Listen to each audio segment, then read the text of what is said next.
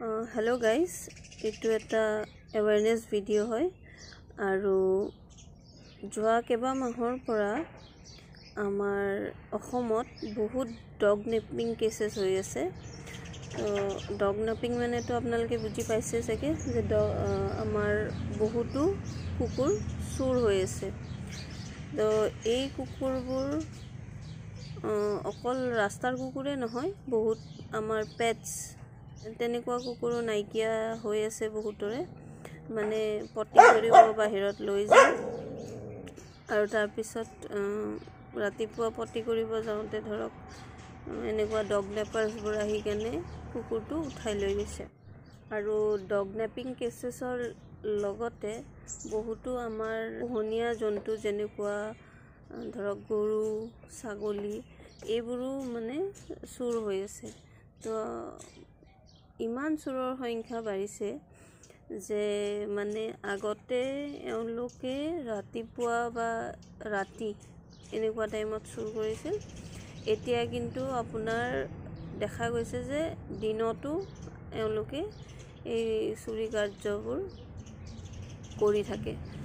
আৰু গুৱাহাটীততো এনেকুৱা বহুত CCTV আমি ফুটেজ ধৰক দেখিছোঁ, য'ত মানে এনেকুৱা ডগ নেপাৰ্ছ আহে, কুকুৰটোক মাতে, বিস্কিট দিয়াৰ দৰে কৰে, তাৰপিছত যদি ডগটো ফ্ৰেণ্ডলি হয় ধৰি কেনে উঠাই লৈ আৰু বস্তাত ভৰাই লৈ গুচি যায়।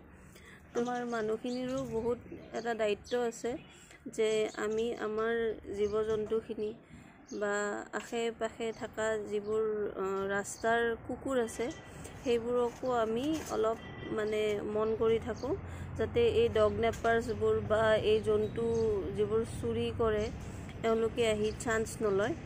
চৰ অঞ্চলততো প্ৰায়ভাগ মানে কুকুৰ শেষেই হৈ গৈছে।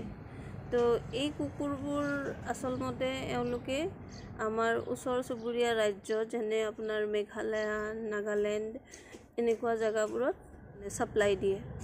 তো এনেতো আমাৰ অসমত ডগ মিটটো ইলিগেল, কিন্তু অসমত যদি এনেকুৱা কুকুৰবোৰ ধৰা পৰে তেতিয়াতো কুকুৰকেইটা ধৰক বাচি গ'ল, কিন্তু যদি কুকুৰকেইটা কিবাকৈ নাগালেণ্ড মেঘালয় বা এনেকুৱা জেগা বা ৰাজ্যবোৰত যাই পায় য'ত মানে ডগ মিটটো ইলিগেল নহয়, তেতিয়া আমি কোনো পুলিচ কমপ্লেইন বা আমি তেনেকুৱা একো কৰিব নোৱাৰোঁ।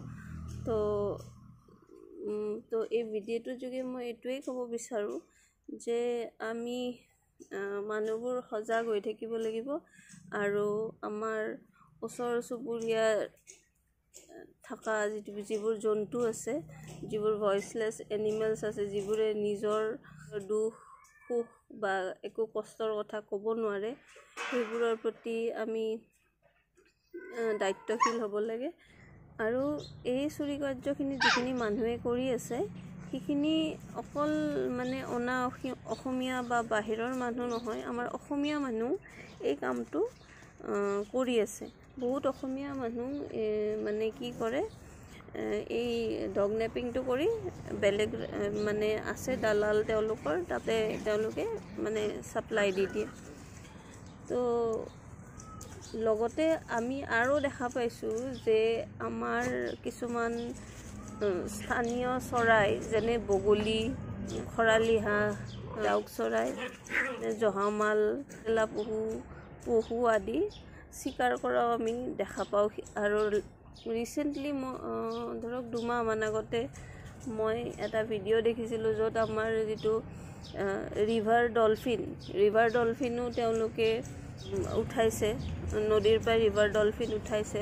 তো এনেকুৱা কাৰ্যত যদি লিপ্ত হৈ থকা মানুহ আমি দেখা পাওঁ বা যদি কোনো সন্দেহজনক এনেকুৱা কাৰ্য বা এনেকুৱা ব্যক্তি বা এনেকুৱা গাড়ী আমি দেখা পাওঁ, তো এইটো আমাৰ দায়িত্ব যে আমি লোকেল কোনোবা NGO বা স্থানীয় পুলিচক খবৰ দিওঁ। তো লাষ্টলি মই এইটোৱেই ক'ব বিচাৰোঁ যে